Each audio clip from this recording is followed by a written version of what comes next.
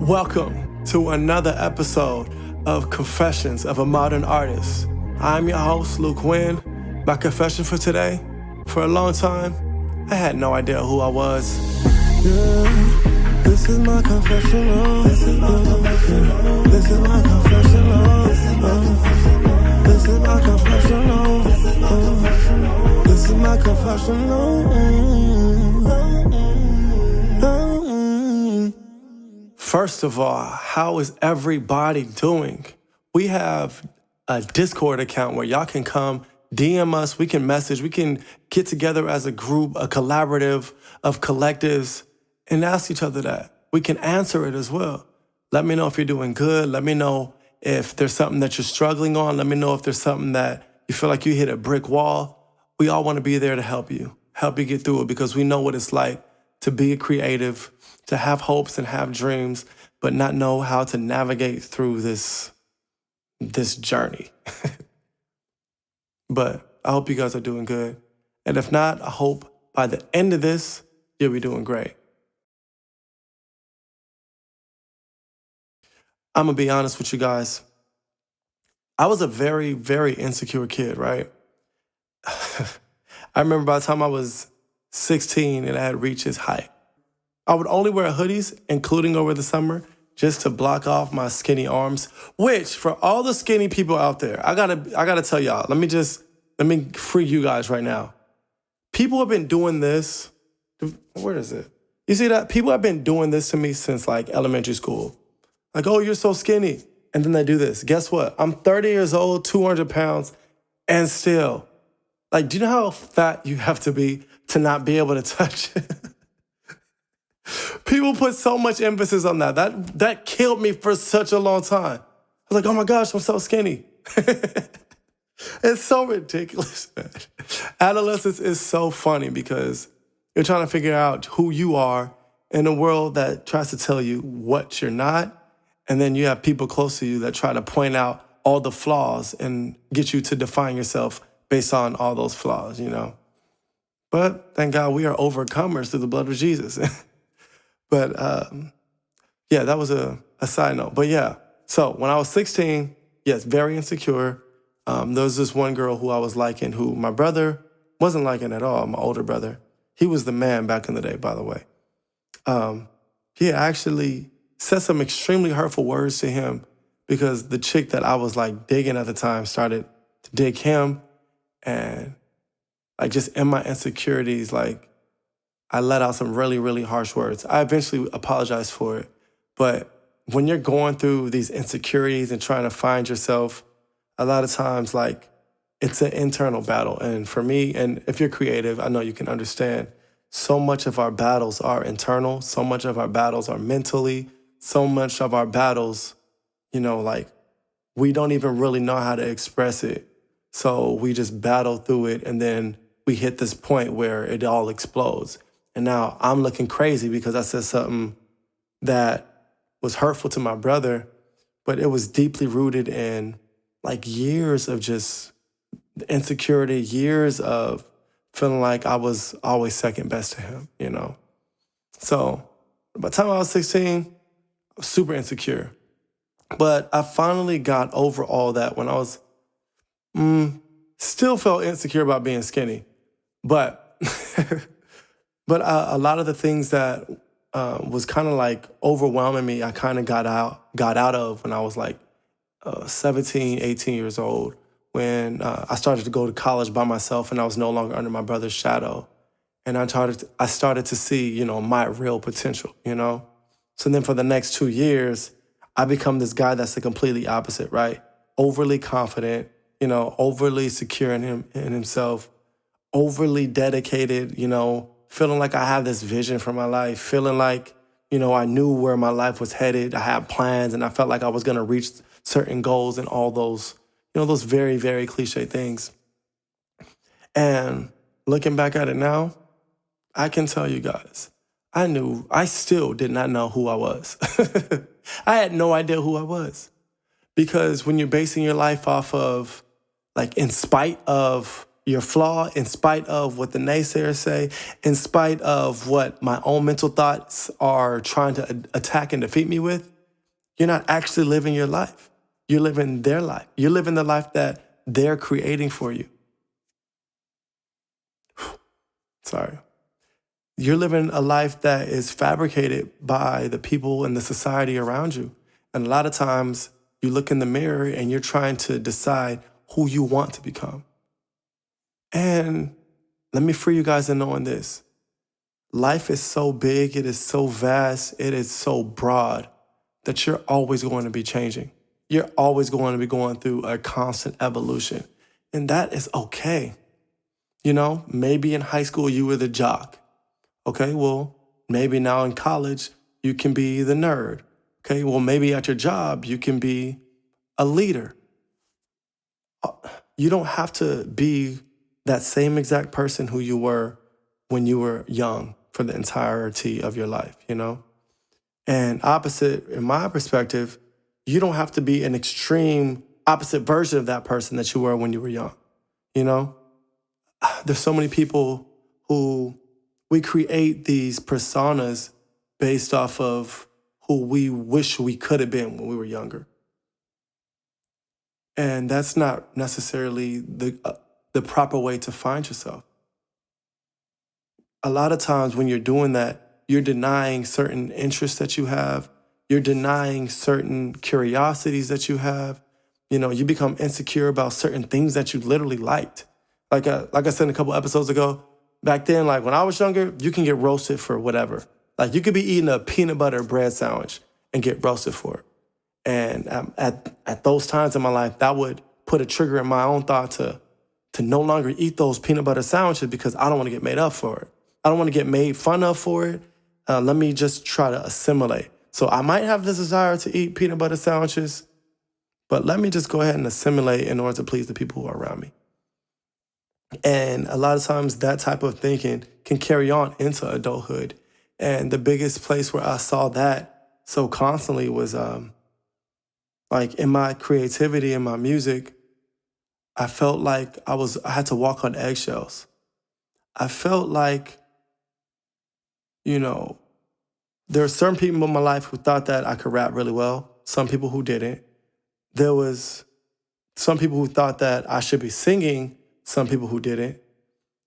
And then some people who just thought that I just flat out could not sing good at all, you know? So now I have all these different opinions and I'm trying to navigate and weave my way through it. Not even to mention like me rapping heavily about, you know, Christian hip hop, trying to be the next Lecrae, having people say, oh no, you don't want to do that. You should sound like this guy. Or, oh no, listen to this. You have so many different ideas and concepts and ideologies that people are trying to place on you that it's really hard to figure out what you want unless you're really secure in who you are in God, you know? Who I was at that time, I can say I was definitely authentic to what I felt and what I believed. But in the midst of that, I was constantly battling outside forces. I was constantly battling opinions of other people. I was constantly battling those old feelings of being insignificant, being weak, not being good enough. Battling all that, I didn't have freedom to really just be me and have peace in being me. Because at that point, it's like I might make a song and I liked it, but now I'm on edge until I can see what someone else thinks about it. Now I'm on edge until I can get that validation that I want. And if I didn't get that validation, then I might retract. I have a bunch of music I never put out because one person said one thing about it that didn't feel good. So not even, the funny part is, didn't even go in and make any changes or make any efforts to try to fix it. I just slept on it. And it's funny because you can come off as this confident kid who knows what he's doing with his life, but nobody sees those intimate moments when you're alone, when you're dwelling on just small words, small things that have such huge impact in your life. So as I said, for a long time, I did not know who I was. The foundation of who I was there. My core values were absolutely there. But how I was intending on living out my core values was in question for a very long time. It's funny seeing like young Christians who debate about certain things, right? Like I said, that age range between like 18 and 25. Oh, is it okay to drink? It's okay to go to clubs. You got all these things. And for me, at that time, not knowing what I know now, feeling like, how can I say something that's pleasing to these people in an argument, whatever the case may be? How can I say something that's pleasing and still wins them over? Not understanding the key, like the core fundamental values that I had were essential for everybody's life, That might be beating around the bush a little bit, but there's just certain things in my life where I was very overconfident. Very overconfident. And it's okay. It's okay to be confident in yourself. Definitely. But I've come to the place where I can admit I know the difference between being secure in what your identity is and living under that constant scrutiny of society and of yourself internally. And how I bring that to creators is this. A lot of us do not know our identity and our craft. A lot of us, we may try to write a song like Future, or we want to make a song like Migos, or we want to write a movie like Ava DuVernay, or we have these model people and examples that we want to try to imitate or mimic because we get a little insecure that what we have to offer on its own may not be good enough. And that's a lie. Like, the best art comes from people who are just creating. People who are creating exactly what they feel. They're creating exactly what has true depth and meaning to them. Honestly, this podcast, for example, right? I've been wanting to do it for a while. And the biggest thing that kind of clicked in my mind is understanding that there are people out there who want to hear my voice. There are people out there who would get value and would learn something from my stories, from my experiences, who I can benefit. And because of that, I'm able to open up and be raw and vulnerable with you guys. But before, I'll say even a year ago, that wasn't the case. I was first going to, and one thing that I do, and I'm going to address this like maybe in a later episode, but I had the tendency to hide behind things, right? In music, you're hiding behind the production. My raps aren't that good, but I'm going to make sure the music is great. Then once the raps get better, okay, cool. Now I'm going to overcompensate with auto-tune. There's always this level of, what can I hide behind because I know what I'm flawed at? What can I hide behind because I know where my pitfalls are? I know what's lacking, But if I can make up in a different area, it'll be all right. And with podcasting, I was initially going to call this Confessions of a Struggling Artist. Why?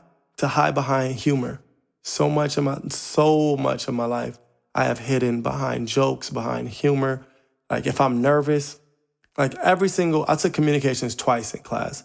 Every presentation, I made sure to add humor into it. Every time I was in class, in order to make myself known, even though I was insecure, even though I was low-key shy and didn't really like the attention like that, I would intentionally make myself be a class clown because I can hide behind the humor. The humor is the shield that's almost shielding me from how I really feel internally. So that being said, having that name, Confessions of a Struggling Artist, I knew I could just come on here, tell a bunch of jokes, have some fun, just tell a bunch of stories that people can relate to. But there was really no purpose behind it. And because there was no purpose and there was no depth, I knew I couldn't do it. The reason why I'm able to do it now is because, like I said, I understand the meaning behind it.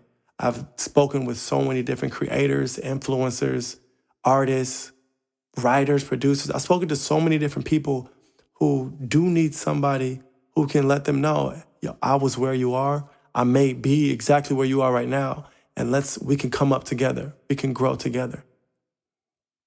I'm just secure enough in myself now and in my art to where I understand there's no such thing as perfection.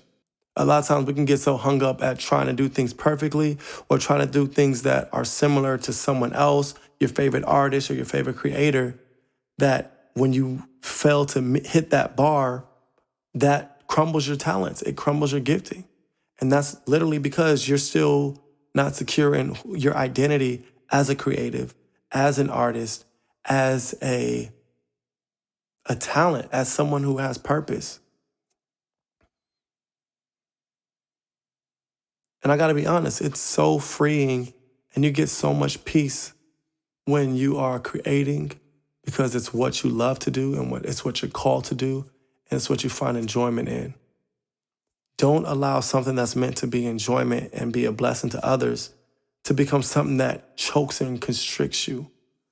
Don't allow this to become something that causes you to feel anxiety, insecurity, causes you to lose sight of who you are. Like I said earlier, hopefully in your adolescence, you develop core values and traits that will be the foundation of who you are, as a person and as an artist. So don't be afraid to go back to the basics and think, how did I get here? What was that first moment when I decided to write that song? What was that first moment like when I heard my voice on a record? So often, man. I know I'm not where I would ideally like to be. And I say that because I'm over that phase. But so many times I just look back at 17-year-old Luke and I just smile because I would be so proud of myself. If he were to see my journey and see, just hear the music that I made, he would be like, what? He would be so amazed. And that's one thing that keeps me going. It's just wow. You can take for granted your progress. When you're working and you're putting in reps and you're getting better every single day, you may not see it, but just think, what would the 17-year-old version of you think about yourself? What would the 13-year-old version of you think about yourself? I know if I went back to the 13-year-old version of me, he'd be like, we're not insecure about being skinny. Or he might say, really, we're still skinny. It's so funny. We definitely have we've all had those moments that cause us to fall in love with our craft. As you're falling in love with your craft, give yourself grace to develop, give yourself grace to make mistakes, and ultimately give yourself grace to get back up and keep going at it. Because this race can sometimes be unforgiving, it can be long, it can be painful. But if you're doing something that you love, it's easy. So what's your confession for today? Do you know who you are as an artist right now? Are you a drummer? Are you a producer? Are you a songwriter? Are you a rapper? How do you live out your identity through your craft? Do you allow other people's words hinder you from going forth in your purpose and in your gifting? And if so, how much longer are you going to allow that to keep happening? How much longer are you going to continue to be stalled based off of the perceptions of someone else or the hidden deep insecurities that you've been holding on to? I encourage you guys right now, let it go. Let it go and create. This is such a blessing. It is such an honor and a privilege to have creative talents, because being able to create something from nothing, being able to have a voice that can make someone feel something, being able to have ideas and concepts mentally that you can write down that gives someone a feeling of hope, of justice, of love. Don't take that for granted. And don't be so overly judgmental towards yourself to where all you do is criticize, and hide. We have a Discord if you want to communicate with us, if you want to get in the chat. I'm really excited. I'm really excited for the growth of our community, the confessional, the artist confessional. So many of us have gone through things that we can learn from, that we can be healed from, that we can, draw motivation from. So find us there. I'll see you next time. Yeah, this is my confessional. This is my confessional. This is my confessional. This is my confessional. This is my confessional.